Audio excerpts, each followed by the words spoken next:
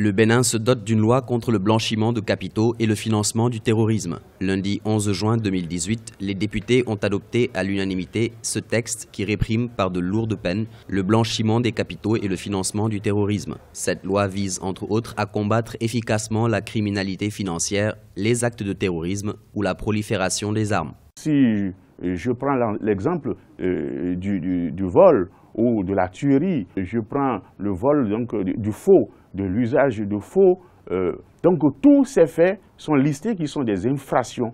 Mais si ces infractions sont commises et que de l'argent issu de ces infractions, de la commission de ces infractions tombe entre vos mains, c'est cela qui est donc qualifié de blanchiment d'argent. Et cette loi donc, vise donc à réprimer ces comportements. Il y a aussi le côté lutte contre le terrorisme. Cette loi constitue une introduction dans l'arsenal juridique béninois d'un texte communautaire sur le blanchiment de capitaux et le financement du terrorisme, adopté au sein de l'Union économique et monétaire ouest-africaine. On a comme l'impression qu'il doit y avoir un contrôle pour voir véritablement qui fait quoi au Bénin et qui montre quoi au Bénin, qui s'enrichit illicitement. Je crois que les Béninois n'ont pas à s'inquiéter si véritablement votre fortune a une historique. Il faut également attirer l'attention donc des gouvernants sur la pertinence donc de cette loi, que cette loi ne soit pas désormais l'épouvantail qu'il faut brandir pour donc faire fuir donc les capitaux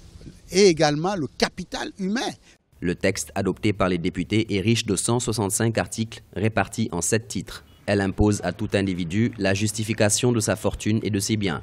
Le législateur propose au juge une peine d'emprisonnement de 3 à 14 ans selon les infractions commises. Cette nouvelle loi prévoit la mise en place de programmes de prévention du blanchiment de capitaux et du financement du terrorisme par les institutions financières. De nombreux experts estiment que ce texte renforce l'arsenal juridique dans la lutte contre le crime organisé, le terrorisme et leur financement.